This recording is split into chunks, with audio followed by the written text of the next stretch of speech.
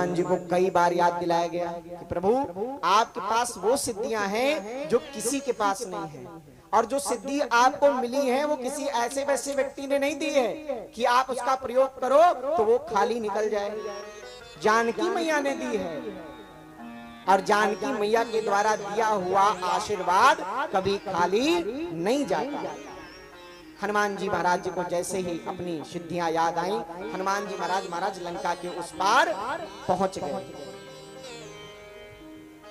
अब जैसे ही लंका के उस पार पहुंचे तो लंका के द्वार पर नाना प्रकार के राक्षस मिले, तो हनुमान जी ने राम नाम रूपी धन अपना करके, राम नाम रूपी नाम अपना करके उन सबका उद्धार किया।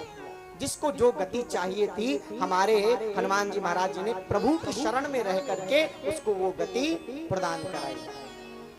हनुमान जी बोले, हम आपकी गति सुधार नहीं पाएंगे, आपकी गति हमारे प्रभु राघवेंद्र सरकार सुधार पाएंगे। तो आपको हमसे केवल आशीर्वाद लेना है, लेकिन अगर उस आशीर्वाद का फल लेना चाह रहे हो तो हमारे प्रभु राम जी के पास में आपको जाना पड़ेगा। बिना प्रभु राम जी के पास जाए आपका कल्याण होने वाला नहीं है। जिस प्रकार से पुत्र का कर्तव्य बनता है कि जब पिता की शरण में रहता है तब तक उसके ऊपर कोई उंगली उठाने वाला नहीं होता है, और जैसे वो महाराज पिता की शरण से थोड़ा सा दूर होता है तो नाना प्रकार के लोग उंगली नहीं हाथ उठा देते हैं। लेकिन जब तक हम पिता के यानी कि भक्त जब तक भगवान की शरण में रहता है तब तक उसका बाल बाका कोई कर नहीं सकता। आप विश्वास करके तो देखिए भगवान के ऊपर। हमारे आपके विश्वास में कमी है, इसलिए भगवान समय समय पर हमारा साथ नहीं देते हैं। इसलिए आप कहीं बैठ जाएं, लेकिन सच्चे हृदय से, सच्चे दिल से, सच्चे मन से भगवान का नाम लीजिए। भगवान आपको उस आपदा से बचा करके अवश्य लेकर के आएंगे, अवश्य लेकर के आएंगे। ना जाने कितने लोग बैठे होंगे जिनको किसी न किसी आपदा से भगवान ने बचाया होगा, ना जाने कितने लोग बैठे होंगे, लेकिन बस हमें आपको समझने की जरूरत है कि ये जो हम बचे हैं वो भगवान की वजह से बचे हैं।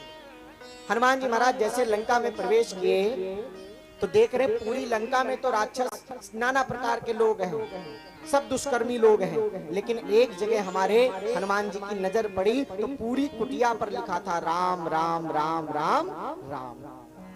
हनुमान जी ने कहा ये लंका में हम आए हैं और यहाँ हमारा प्रभु का, वो तो उस तरह कहिए कि जो भगवान को ना मानते हो और उनके घर से अचानक भगवान की आवाज आने लगे तो या तो दो बातें होंगी, दो बातें, या तो ये लोग पागल हो गए हैं या तो पागल बनने का ढोंग कर रहे हैं, या तो पागल हो गए हैं या तो बनने का ढोंग कर रहे हैं। इसीलिए हम कहते हैं जो का करिए वो नित्य करिए, नित्य करिए। भगवत कथा नित्यम भागवतम यस्तु पुराणम पठते नरः प्रत्यक्षरम भवेतस्य कपिलादानजम फलम।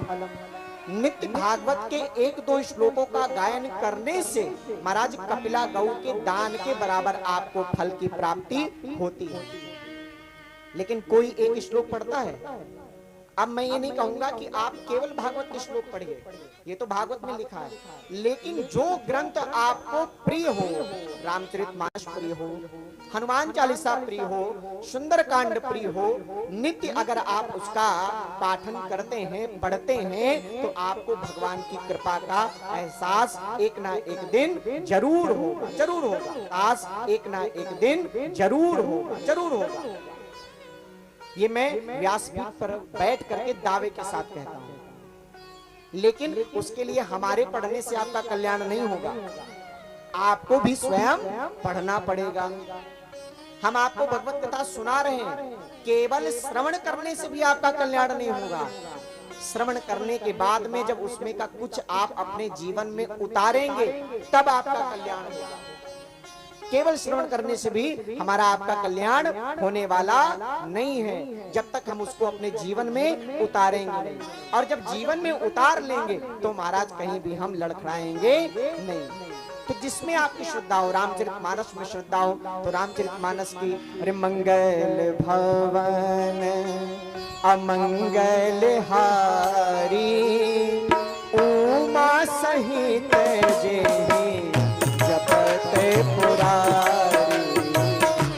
मंगल भवन अमंगल हारी उमा सहित जेहि जपत पुरारी। नाथे सकल संपदा